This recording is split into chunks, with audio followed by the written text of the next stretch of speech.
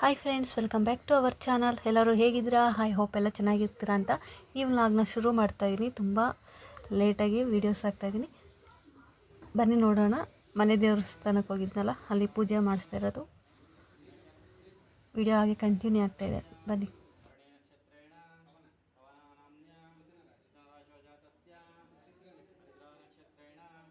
ವೇಣೀನಾಮ್ನ್ಯಾ ಶಿಖರಾಶೋಜಾತಸ್ಯ ಶಾಖಾನಕ್ಷತ್ರೇಣ ಶ್ರೇಯಸ್ನಾಮದಾಯಸ್ಯ ಶಿಖರಾಶೋಜಾತಸ್ಯ ಶ್ರವಣಾನಕ್ಷತ್ರೇಣ ತ್ಯಾಗರಾಜೋನಾಮದಾಯಸ್ಯ ಸುವರ್ಣಸಹೋದರೋದ್ಭವಸ್ಯ ಸಹಕುಟುಂಬಸ್ಯ ಪಾರ್ವತಮ್ಮನಾಮ್ನ್ಯಾ ಮಂಜುನಾಥ್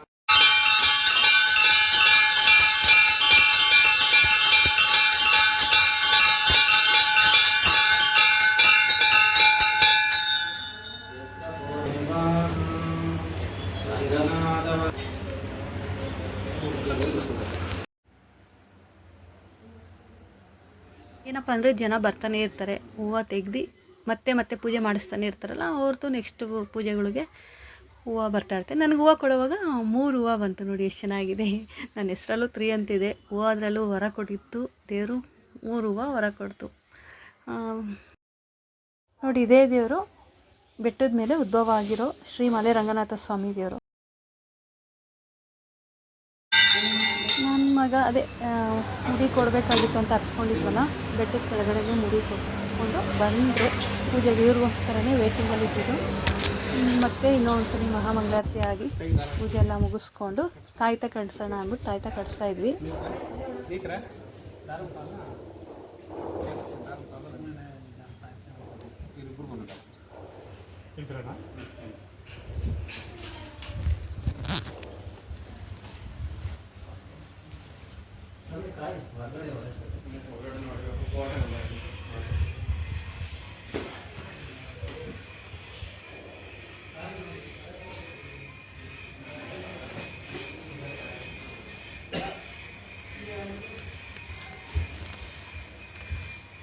ತಾಯ್ತಾ ಎಲ್ಲ ಹಾಕ್ಸಿದ್ಮೇಲೆ ಲಾಸ್ಟಲ್ಲಿ ಆಚೆ ಗರಡ್ಗಂಬ ಇರುತ್ತಲ್ಲ, ಅಲ್ಲಿ ಬಂದು ದೇವ್ರಿಗೆ ನಮಸ್ಕಾರ ಮಾಡಿಕೊಂಡು ಮತ್ತೆ ಬೆಟ್ಟದ ಕೆಳಗೆ ಇಳಿದೋಗೋ ಅಷ್ಟೊತ್ತಿಗೆ ಕೆಳಗಡೆ ದೇವ್ರ ದರ್ಶನ ಇರುತ್ತನೋ ಅಲ್ಲೂ ದೇವ್ರ ದರ್ಶನ ಮಾಡಿ ನಾವಿನ್ನೂ ಉಪವಾಸ ಇದ್ವಿ.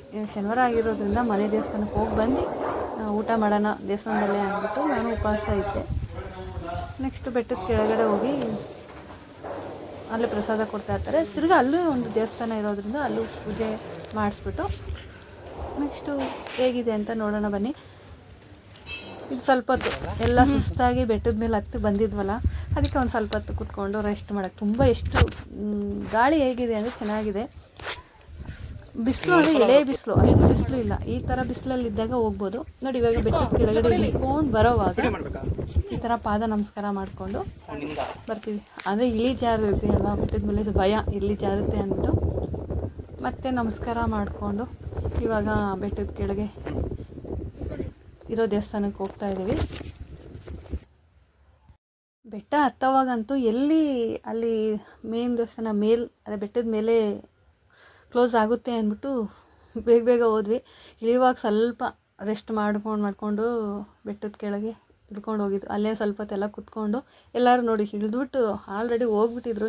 ಲಾಸ್ಟ್ ಅಂದರೆ ನಾವು ಇನ್ನೊಂದು ಫ್ಯಾಮಿಲಿ ಇತ್ತು ಅಷ್ಟೇ ಬೆಟ್ಟದ ಮೇಲೆ. ಅಂದರೆ ಇದು ಅವತ್ತು ದಿನ ಉತ್ಸವ ಇರೋದ್ರಿಂದ ಬರೋರು ಬರ್ತಾಯಿದ್ರು, ಇನ್ನೂ ಕ್ಲೋಸ್ ಆಗಿರಲಿಲ್ಲ. ಅದಕ್ಕೆ ಹೋಗುವಾಗ ಬೆಟ್ಟ ಹತ್ತವಾಗ ಫಾಸ್ಟಾಗಿ ಹತ್ತಿದ್ವಲ್ಲ, ಸ್ವಲ್ಪ ಹಾಗೆ ಇಳಿಯುವಾಗ ಇನ್ನೂ ಸ್ವಲ್ಪ ನಿಧಾನಕ್ಕೆ ಹೋಗೋಣ ಅಂದ್ಬಿಟ್ಟು ದೇವಸ್ಥಾನದಲ್ಲಿ ತೆಂಗಿನಕಾಯಿ ಎಲ್ಲ ಒಡಿಸಿದ್ವಲ್ಲ, ಪ್ರಸಾದ ತೊಗೊಂಡು ಕೂತ್ಕೊಂಡು ತಿಂದ್ಕೊಂಡು ಬರ್ತಾ ಇದ್ದೀವಿ.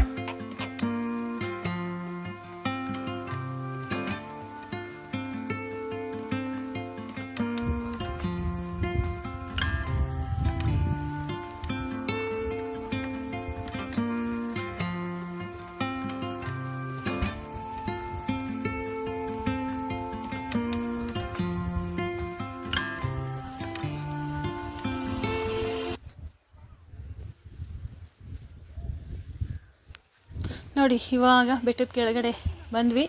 ಬೆಟ್ಟದ ಕೆಳಗಡೆ ಬಂದ್ರೂ ಎಲ್ಲ ಜನ ಇದ್ದರು. ಇಲ್ಲಿ ಇದ್ದೇ ಇರ್ತಾರೆ, ಸಂಜೆವರೆಗೂ ಇರ್ತಾರೆ.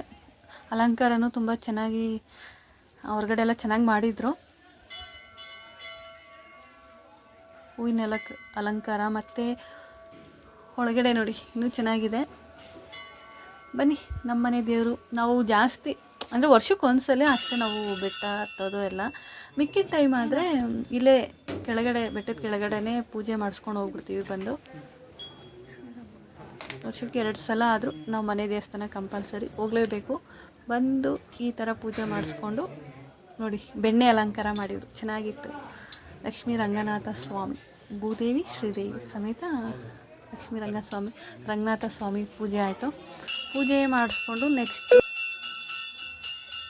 ಸ್ವಲ್ಪ ಹೊತ್ತು ಕುಂತಿದ್ದು ಇಲ್ಲೇ. ಮತ್ತು ಹೋಗಿದ್ದು ಊಟ ಅಲ್ಲೇ ದೇವಸ್ಥಾನದಲ್ಲೇ ಊಟದ ಪ್ರಸಾದ ಎಲ್ಲ ಇತ್ತು. ಊಟ ಮಾಡಿಕೊಂಡು ಪಾಯಸ ಮತ್ತು ಅದಕ್ಕೆ ಬೂಂದಿ ಸ್ಪೆಷಲಾಗಿ ಚೆನ್ನಾಗಿರುತ್ತೆ. ಒಂಥರ ಮನೆ ದೇವಸ್ಥಾನದಲ್ಲಿ ಈ ಥರ ಪ್ರಸಾದ ಊಟ ಮಾಡೋಕ್ಕೆ ವರ್ಷಕ್ಕೆ 1 ಸಲ 2 ಸಲ ಬರೋದ್ರಿಂದ ನಾನು ಅದೇ ಉಪವಾಸ ಇದ್ದೆ. ನಾನು ಮಧ್ಯಾಹ್ನದವರೆಗೂ ಅದ್ರ ಪರವಾಗಿಲ್ಲ ಇದ್ದು ಉಪವಾಸ ಇದ್ದು ಮನೆ ದೇವಸ್ಥಾನದಲ್ಲಿ ಊಟ ಪ್ರಸಾದ ತಿಂದ್ಕೊಂಡು ನೆಕ್ಸ್ಟು ಮನೆಗೆ ಹೋಗ್ತೀವಿ. ಚಿತ್ರಾನ್ನ ಮತ್ತು ಅನ್ನ ಸಾಂಬಾರು. ನಾನು ಅದೇ ಹೇಳಿದ್ನಲ್ಲ, ಲಾಸ್ಟಲ್ಲಿ ಹೋಗಿದ್ರಿಂದ ಅನ್ನ ಸಾಂಬಾರು ಪಾಯಸ ಇತ್ತು. ಓಕೆ ಫ್ರೆಂಡ್ಸ್, ಈ ವ್ಲಾಗ್ನ ಇಲ್ಲಿಗೆ ಎಂಡ್ ಮಾಡ್ತಾಯಿದ್ದೀನಿ. ಈ ವ್ಲಾಗ್ ಒಂದು ಸ್ವಲ್ಪ ಇಷ್ಟ ಆಗಿದರೆ please like and share and subscribe ಮಾಡಿ. Thank you for watching.